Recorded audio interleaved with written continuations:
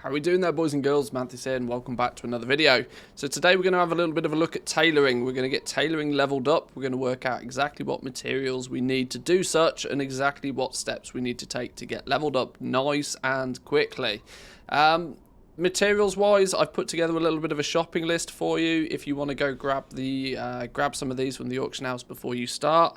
The tattered wilder cloth and the wilder cloth themselves, as a tailor you might be able to gather these yourselves. You might already have some.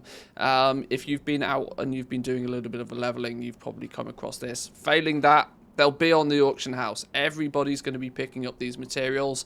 Materials are region wide in Dragonflight. You should be able to find these nice and easily. Vibrant shards, we're going to need, this actually is an enchanting reagent. We're going to need the help of enchanters to get some of these, but once again, these should be on the auction house relatively quickly.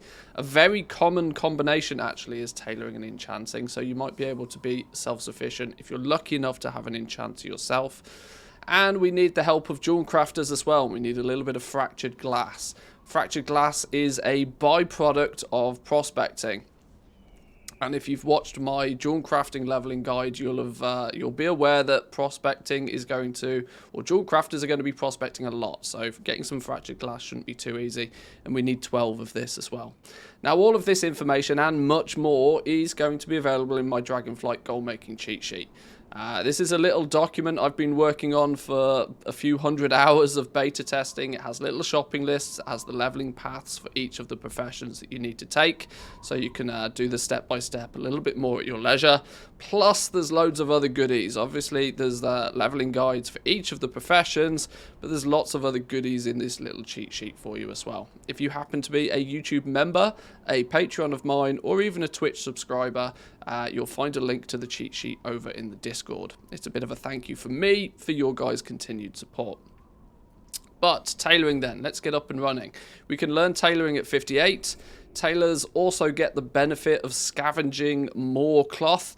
Considering the fact that everybody can pick up the cloth, tailors can pick up that little bit more. It's a small little advantage for tailors themselves.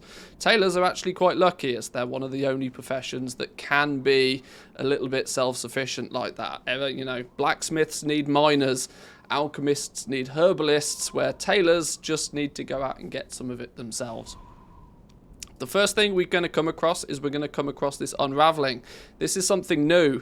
We're going to unravel all of our wilder cloth, so we'll get that going. It's going to take a little while to do. Whilst that happens, we can explain what's going on here. There's no vendor reagents for tailoring in Dragonflight. No longer do we need to worry about penumbra thread. We actually are responsible for making our own thread. This is quite a cool little system. We're going to take the basic cloth and we're going to turn it into these spools of wilder thread, and then we're going to use that as a component in crafting items ourselves. No longer do we need to worry about vendors and what prices they are and whether Blizzard has changed the price on the penumbra thread. None of that anymore. We can be self-sufficient with making our items now, which is quite nice. With all of those created, you'll see we'll have 20 to 25 of these, depending on just how lucky you are. Sometimes it procs a second one. Most of the time only produces one. Now we should be able to learn up a few more things, and we can start making some bolts. We can take some of our regular wilder cloth and we can turn this into bolts. Our aim is to get somewhere to, I think we need to get to about skill 30 by crafting these bolts, which shouldn't actually be too much of a problem. We need to make exactly 34 for the rest of this guide. Why did it change back to 1? Let's try that again. There we go. We need to get to exactly skill 30 with these. These will go, these are going to guarantee us skill points all the way to skill 20. You can see it went yellow once we hit skill 20. It will go green once we hit skill 25. There we go. And hopefully these last few 20 or so will push us all the way to 30 without too much of a problem. When you hit skill 25, you unlock the specializations. My suggestion to most people is have a little bit of a look at the spec trees. But don't spend any points yet. You have a little bit of a look, don't unlock anything, because you are restricted at the beginning to how many spec trees you can open up. And more importantly, if you do spend points in those spec trees, there's no undo button. It's a bit of a permanent thing in Dragonflight. Unlike things like talents where you can respec, there's no respecking for our profession systems. So you want to be aware of that ahead of time so that you hopefully don't make any mistakes. So with those made, let's learn a few new recipes. The next thing we're going to make is we're going to make some vibrant wildercloth bolts. We spend a lot of the early leveling actually making some of the intermediate materials that we then need later on. These vibrant wildercloth bolts are going to be useful much later on in the guide, but we're going to make 10 of these now. Let's make 10 of those. These we'll use in a little bit. These are where we're going to start using some of these vibrant shards. They should give us a skill point each and every time. That should get us to skill 40 nice and quickly, if everything goes to plan. Skill 40, beautiful. We can learn some new recipes. And from here, we're going to make our first piece of gear. Yes, we've got all the way to 40 skill points without really actually crafting anything. But this is, you know, this was planned for. This is what we're aware of. We're going to make 3 pairs of the shoulder pieces, the Surveyor's Seasoned Shoulders. It's a bit of a tongue twister, that one. They give us 2 skill points each. We're going to make 3 of these. That should push us up to 46. Uses the remaining 24 wilder thread that we saved from earlier. And a bunch of the spools that we generated at the beginning. Craft 3 of those. Once we've got those made, we're going to make 4 polishing cloths, 4 abrasive polishing cloths. This is why we needed the fractured glass at the beginning. And is also going to use some of the extra wildercloth bolts that we made earlier. All of these numbers were very carefully calculated, so there's no waste. That should put us up to skill 50. Bingo, we're nearly done. Tailoring's actually a remarkably quick one when you have a plan of action ahead of you. Now we're going to make 5 of the vibrant spell threads. These can either be utilized yourself. These are going to give a little bonus to intellect for your leg pieces. Feel free to throw these up on the auction house though. These all sell like hotcakes at the beginning of the expansion as well. We made a bunch of vibrant wildercloth bolts earlier.